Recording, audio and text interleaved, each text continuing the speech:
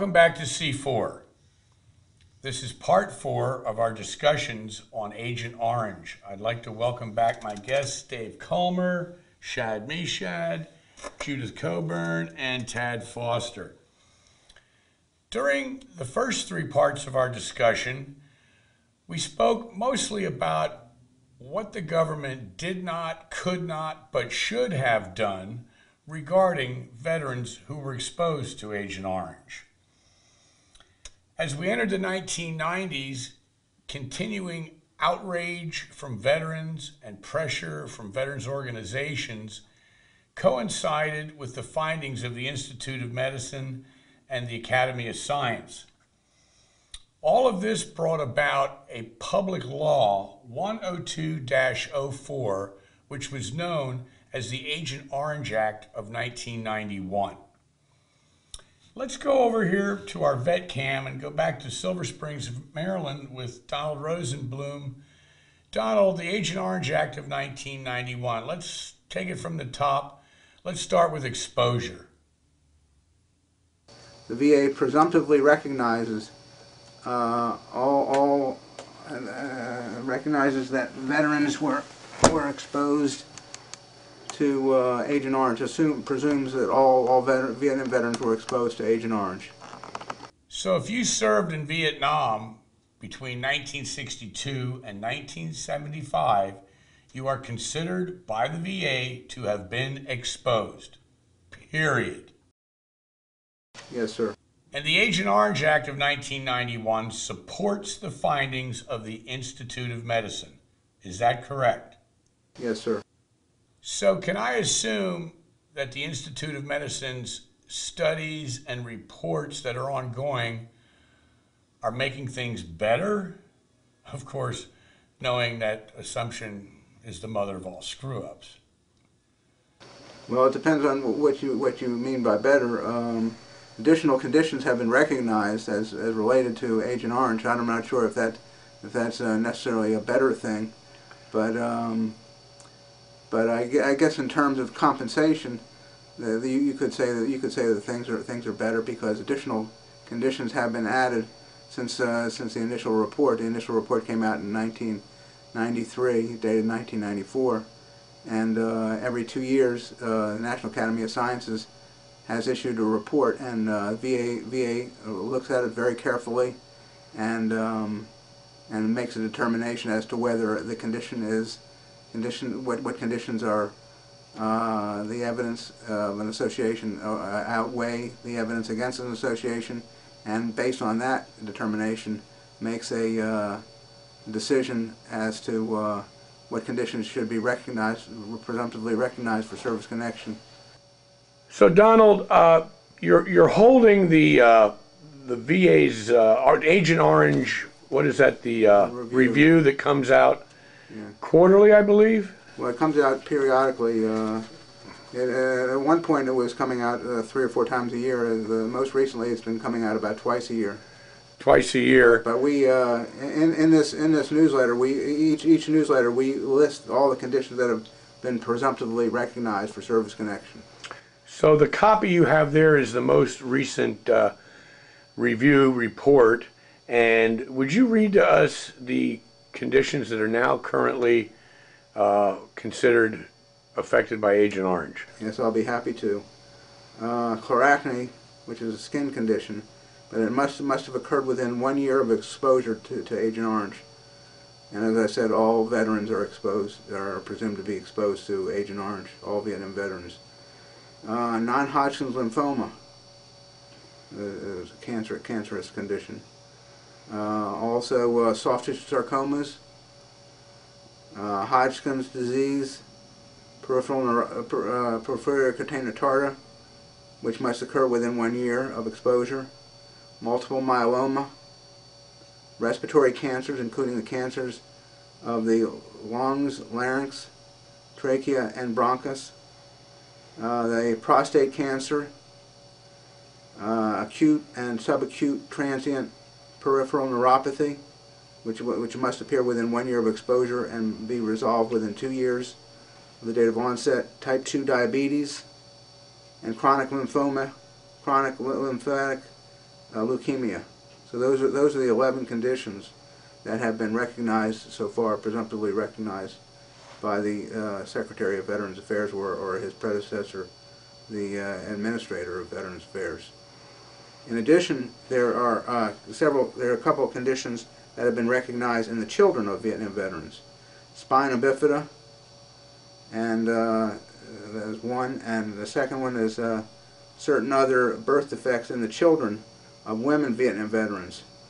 These defects are linked to military service rather than to exposure to Agent Orange or other herbicides. So those are the conditions, and I have each of these conditions are described in the latest newsletter. So your viewers may want to take a look at that. If someone is not receiving that newsletter in the mail, how can they go about receiving it? Who can they contact? Well, they can contact my old office, which is the Environmental Agent Service. The mailing symbol is 131. It should be addressed to AO Review, VA Central Office, 810 Vermont Avenue, Northwest, Washington, D.C., 20420. So a simple request by mail should get that done then. Is that correct? Sir. Yes, sir. So even though spraying was suspended and stopped in 1971, the VA presumes exposure to any Vietnam veteran who served there from 62 to 75. That's correct. And any veteran from that era who develops a condition currently listed by the VA, he or she should file a claim. Is that correct? Yes, sir. Donald, thank you very much. Stand by back there. We'll be right back. Straight from the source, Donald Rosenblum, recently retired from the VA Central Office in Washington, D.C. This is C4. We will be right back.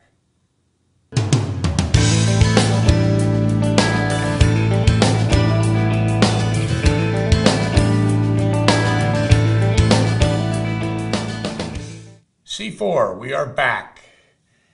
Dave Culmer, 22 years with the VA. You were there in 1991. That you no longer had to define where you were and the time that you were there in order to be considered for compensation from the VA for disabilities arising from Agent Orange. Because again, as time continued to pass, the VA realized that you could not pinpoint necessarily a specific place where a veteran could have received Agent Orange because he could have been miles away. That stringent requirement was removed. Right.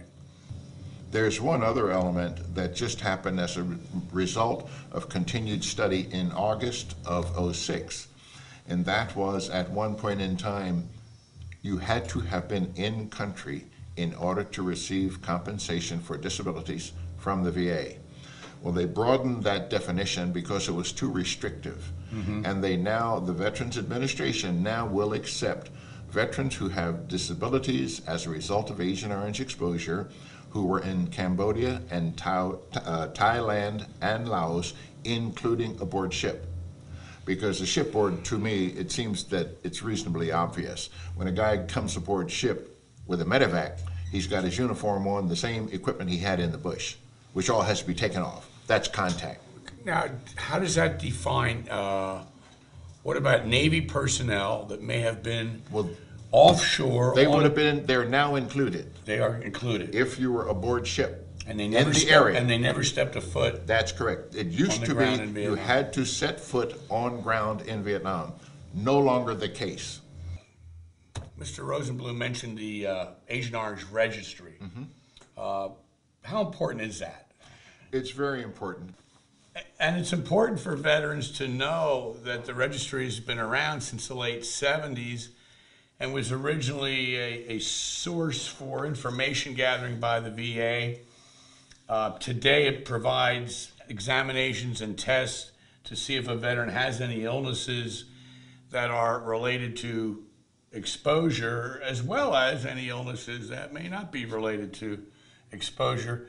The registry does not, and I repeat, does not do that test to check for dioxin in the fatty tissues of the body, the fatty cells.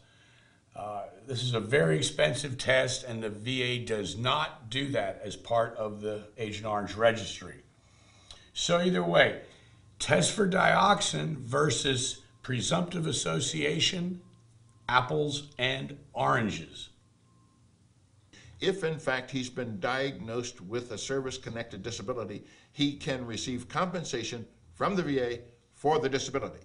The negative results from the Agent Orange test, even though it's possible, will not have a bearing if he's been diagnosed otherwise with a compensable disability from Agent Orange. So that's good news. Yes, That's absolutely. good news. Yeah. In other words, the people that do the testing are not going to send those results to the Veterans Administration under John Jones's name. Now you don't have to prove you have dioxin in your body. It's just on the basis of what diseases you have. The reason the registry was created first as a result of political pressure. Right. Right. As part of Vietnam veterans, pressuring the government to test people to prove that Agent Orange was connected with these various diseases. But then they were smart enough to keep the political pressure on even further and finally get to the point where they had enough clout that the VA was forced to just say, well, we will compensate you for whatever disease, whether or not you pass these tests. So it is sort of crazy the test still exists, Right. okay? Yeah. But there's a historical explanation for it. Yeah. Okay. Okay. We'll take a break, and we will be right back with Agent Orange.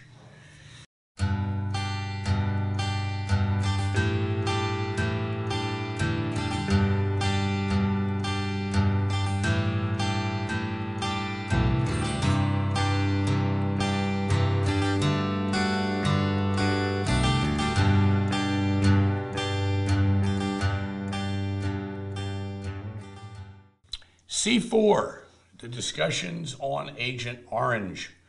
Korea. We've had troops in South Korea since the end of the Korean War in 1953.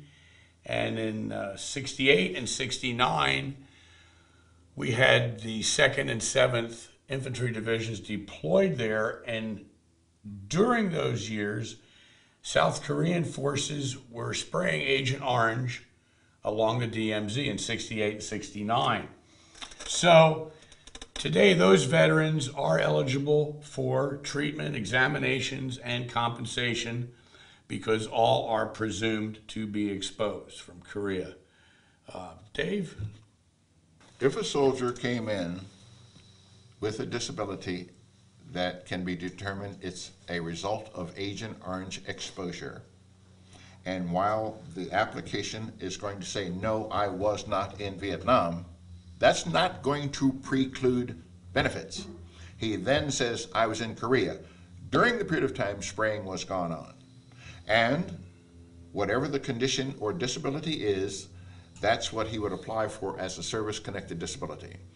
If the VA, in their infinite wisdom, comes back and says, the claim is denied, there is an appeal process built in every condition or decision rendered by the VA. Why do you suppose they would deny, using the Korean DMZ as an example, he was there? Well, it's the prevalency, Rick, of Vietnam veterans, and here we have an application. There was no Vietnam service. Right. So the adjudicator might automatically rule it out, deny the claim, not going on to read the rest of the application and be knowledgeable of the conditions that allow compensation for Agent Orange, covers those 2 years for Korea. Now, I'm assuming, having been exposed to the VA and the VA process for many years, it could very likely be that it could have been overlooked based on the fact that he wasn't in Vietnam. And if, in fact, the letter gets a denial letter based on that, he simply then would request not even necessarily an appeal. but a reconsideration indicating the spraying that went on. He was in the unit at the time, at the place the spraying went on in Korea, which should resolve the problem. Okay. We are not done. Vietnam, Laos, Cambodia, Thailand, offshore, Korea, all of us now presumed to have been exposed. And there are now presumed conditions. There may be more. See your physician or visit the VA Agent Orange registry. 400,000 vets have done that so far, and there's a lot more of us that still haven't done that. You fought for this country on those toxic battlefields, and your battle may not be over.